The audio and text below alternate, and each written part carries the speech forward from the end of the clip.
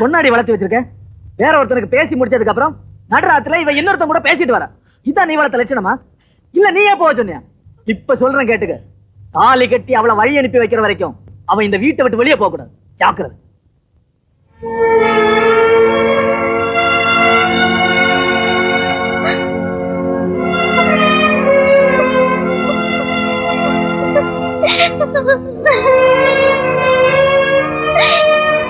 மீனா, என்னாச்சு?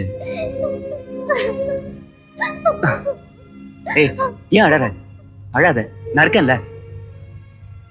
நான் அப்படியெல்லாம் விட்டுற மாட்டேன். நீ தானே சொன்ன இந்த கழுத்துல நான் தான் தாலி கட்டணும். அப்படி நீயே சொன்ன வரைக்கும் நான் சும்மா இருப்பேனா? இதை பார், கல்யாணம் மேடம் தான் அவன் போட போறான். ஆனா தாலியை நான் தான் கட்ட போறேன். தைரியமா இரு. நீ சொந்தங்கிறதுனால மட்டும் நான் அவனை காதலிக்கல. முதல்ல உன்னோட தைரியத்தை தான் நான் விரும்பினேன். என்னை காப்பாத்திடுவேங்கிற நம்பிக்கை எனக்கு இருக்கு.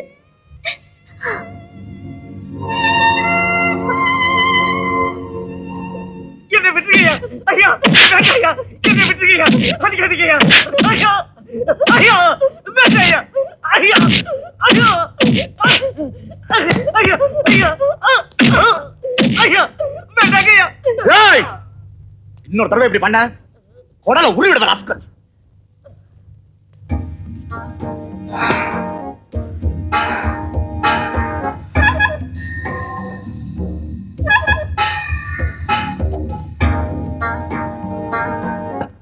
என்ன பாக்குற? இல்ல, என்ன தப்பு பண்ணா நான் இந்த அடி அடிச்சீங்க? நான் அவனை அடிக்கல. நேத்து நான் கட்டிக்க போற பொண்ணு பார்த்தேன். மாவன் மகன் கிட்ட பேசிட்டு இருந்தா ராத்திரியில. அவ அவளை இவ்வளவு வயசுல நேசிட்டு இருக்கா. இவ்வளவு வயசுல இருந்து விட மாட்டான். அவ்வளவு சுலபா நான் அவளை கட்டிக்க விட மாட்டான். வருவான், என் கல்யாணத்துக்கு அவன் வருவான்.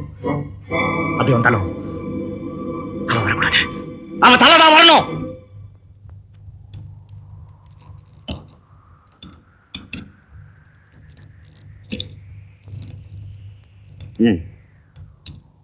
டே, உனக்கு ஒரு அவமானம்னா அது எங்களுக்கு தான்டா. அவனை மறுபடியும் சந்திக்கிறோம், நிச்சயம் அடிக்கிறோம். அதுக்கு அவசியமே இல்லை. அந்த குமார் கட்டிக்க வேண்டிய பொண்ணை மேலப்பட்டி ராமசாமி மகன் கட்டிக்க போறான். அதுல பிரச்சனை வரும். அப்போ அவன் நிச்சயம் அடி வாங்குவான். அவன் அடி வாங்குறது முக்கியம் இல்லை, நான் அடிக்கணும். இந்த கையால அடிக்கணும். நான் கேட்கறேன்னு தப்பா நினைச்சுக்காத. நீ கல்யாணம் தான் வச்சிருக்கியா இல்ல வெட்டுக்குத்துக்கு ஏற்பாடு பண்ணிருக்கியா?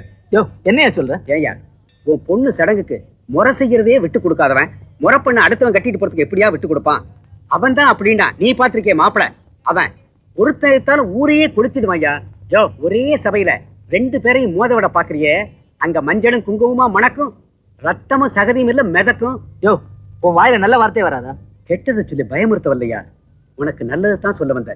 உன் பொண்ணு கல்யாணம் நல்லபடியா நடக்கணும்னா அந்த குமார் பயல கல்யாணத்துக்கு வரவிடாம பாத்துக்க.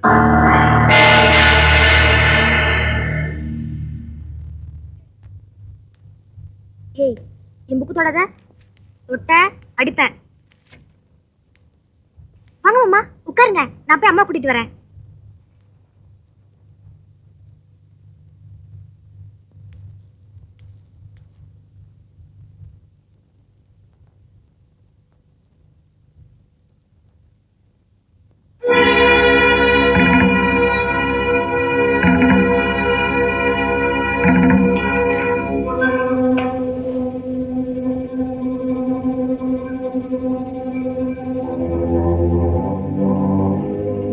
மாமா ராஜலட்சுமி,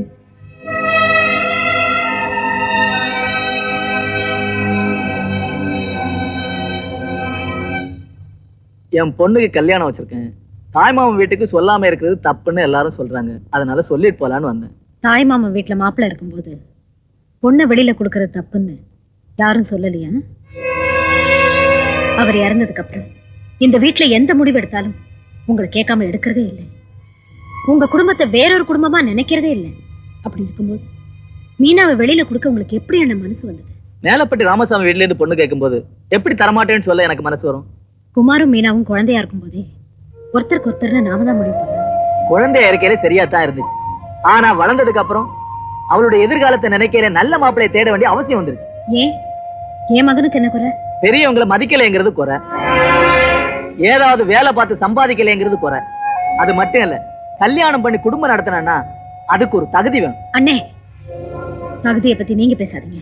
இந்த வீட்டு வேலைக்காரன் தானே நினைச்சு பேசுறியா? இப்ப கூட இந்த வீட்டு மருமகனா நான் வரல.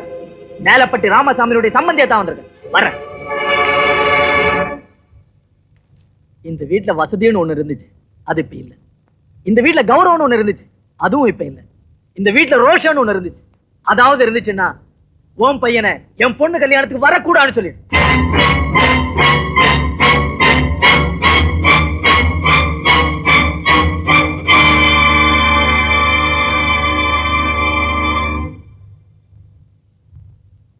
என்னம்மா இங்க வந்து நிக்கிற?